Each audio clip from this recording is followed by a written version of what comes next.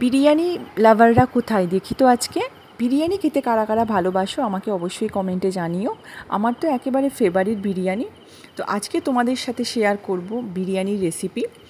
Hello, আমি পর্ণাশা, আমার পেজে তোমাদের সকলকে স্বাগত। আজকে তোমাদের সাথে শেয়ার করে নেব একেবারে ঘরোয়া সহজ পদ্ধতিতে কিভাবে তোমরা একেবারে ঝরঝরে দোকানের মতন চিকেন বিরিয়ানি বানিয়ে নেবে। তাহলে চলো শুরু করি। প্রথমে আলুগুলো সর্ষের তেল দিয়ে আমরা ভালো করে লাল করে ভেজে নেব, আর এর মধ্যে একটু আমরা ফুড কালারও ইউজ করব। এরপর চিকেনটা ম্যারিনেট করে নেব। এতে দিয়ে দেব পরিমাণ মতো নুন আর হলুদ গুঁড়ো।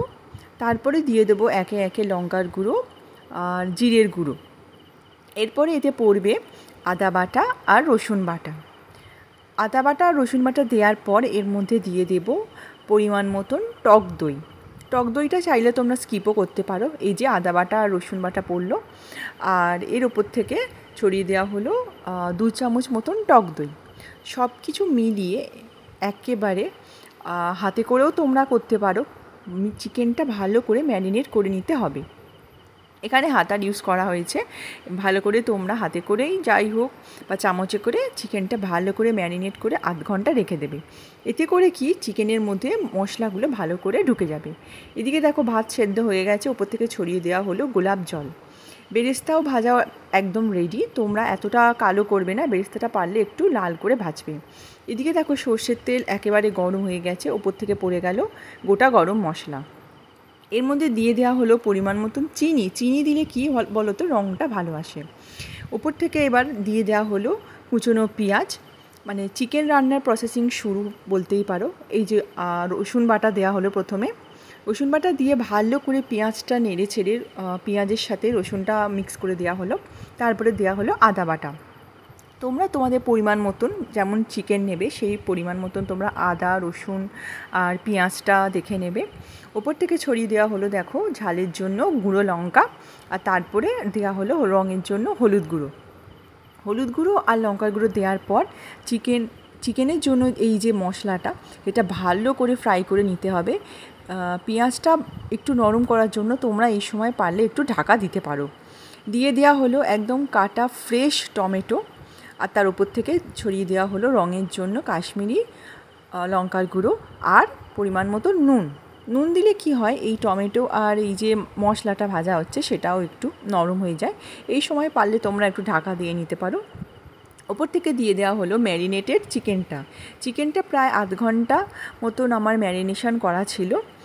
এদিকে দেখো যেহেতু টক দই দেওয়া ছিল সেই জন্য মানে দেওয়ার সাথে সাথেই কিছুক্ষণ 5-6 মিনিট পরেই আর কি জল ছাড়া শুরু হয়ে গিয়েছে।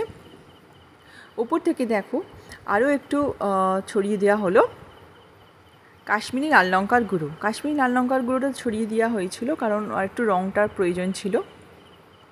এখানে 2 চামচ মতো টক দই ইউজ করা হয়েছে যাতে চিকেনের ভেতরকার যে ময়েশ্চারগুলো সেটা যাতে ভালো করে বেরিয়ে যায়। এই দেখো চিকেনের মধ্যে যেহেতু টক দইটা দেওয়া ছিল সেই জন্য একেবারেই চিকেনটা থেকে জল ছেড়ে দিয়েছে, আর দেখতেও কত কালারফুল হয়েছে দেখো কাশ্মীরি লাল লঙ্কার গুঁড়ো ইউজ করার জন্য। এই সময় চিকেনটা রসিয়ে কষিয়ে রান্না করার পালা। তোমরা কিন্তু জল একেবারেই খুব একটা বেশি ইউজ করবে না। ওপর থেকে ছড়িয়ে দেওয়া হলো বিরিয়ানি মশলা। দেখো যে এই সময় আমি 10-15 মিনিট মতন ঢাকা দিয়ে চিকেনটা রান্না করেছি এবং চিকেনটা 80% মতন সিদ্ধ হয়েই গিয়েছিল। ওপর থেকে ছড়িয়ে দেওয়া হলো ফ্লেভারের জন্য গোলাপ জল আর কেওড়া জল। এটা তোমরা তোমাদের হিসেব করে পরিমাণ মতন দেবে। চিকেনটা রান্নাটা একেবারে প্রায় শেষের দিকে। এই যে গ্রেভিটা একেবারে শুকনো শুকনো করে নিতে হবে বা বলতে পারো মেরে নিতে হবে, গ্রেভিটা থাকলে হবে না। একেবারে চিকেন বিরিয়ানির জন্য চিকেন একদম আমাদের রেডি। এইবার আমাদের লেয়ারিংয়ের পালা। এই রকম চিকেনটা হবে তখন তোমরা রেডি ভাববে যে চিকেন রেডি। এদিকে দেখো একটা বড় ডেকচির মধ্যে তেজপাতাটা ভালো করে মাঝখানটা সাজিয়ে নিয়েছি যাতে আগুন লেগে ওইখানটাই তো বসে যায়, বিরিয়ানির ওইখানটাই বসে যায় যেখানটা আগুনের তাত লাগে, ওই জন্যই সেইখানেই তেজপাতাগুলো সাজিয়ে নিয়েছি। এবার দেখো প্রথমেই উপর থেকে ছড়িয়ে দেওয়া হলো ঠান্ডা করে নেওয়া ভাতগুলো একদম ঝরঝরে করে নামাতে হবে। আর উপর থেকে দেখো চিকেনগুলো একে একে সাজিয়ে দেওয়া হচ্ছে, চিকেনের পিসগুলো। তারপরে ছড়িয়ে দেওয়া হলো আরও অল্প পরিমাণ ভাতটা ভালো করে তোমরা চাড়িয়ে দেবে আর চিকেনের ওপরে ভালো করে ছড়িয়ে একদম সুন্দর করে দিতে হবে। ভাতটা যেমন আমি নামিয়েছি দেখো একেবারে ঝরঝরে, একদম পারফেক্ট সেই রকম নামাতে হবে, তবে গিয়ে বিরিয়ানি তোমাদের একেবারে দোকানের মতন দাদা বৌদির স্টাইলে হবে। উপর থেকে ছড়িয়ে দেওয়া হলো বিরিয়ানি মশলা। এইটা দেখো অল্প পরিমাণ দুধে কেশর আর একটু ফুড কালার মিশিয়ে রাখা হয়েছিল, এবং সেই ফুড কালারটা কিছু পরিমাণ ভাতের সাথে মিশিয়ে নেওয়া হয়েছিল। সেই ভাতটাই উপর থেকে ছড়িয়ে দেওয়া হলো, এবং তারপরে আলাদা করে রাখা আলুগুলো একে একে মানে সাজিয়ে দেওয়া হচ্ছে গ্রেভি সমেত। যে এক্সট্রা গ্রেভিটা ছিল সেই এক্সট্রা গ্রেভি সমেত ভালো করে সাজিয়ে দেওয়া হচ্ছে। উপর থেকে আবারও দিয়ে দেওয়া হলো ভাত। এইভাবেই তো বিরিয়ানি লেয়ারিং করা হয়, একদম সহজ পদ্ধতিতে আজকে আমি দেখাচ্ছি। দেখো আরও উপর থেকে ছড়িয়ে দেওয়া হলো ভাত। এই ভাতের ওপর যে কেশর মেশানো ভাতগুলো ছিল, কেশর আর ফুড কালার মেশানো যে ভাতগুলো আলাদা করে তুলে রাখা ছিল, সেইটা আরও একটু চাড়িয়ে দেওয়া হলো।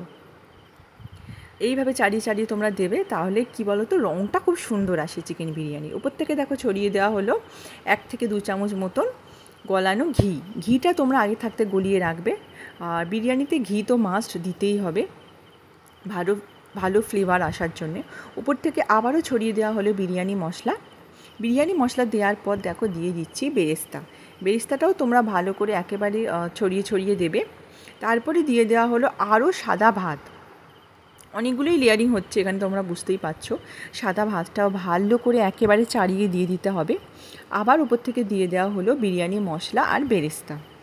এখনও পর্যন্ত গোলাপ জল আর কেওড়া জলটা ইউজ করা হয়নি, এবার ইউজ করব সব শেষে।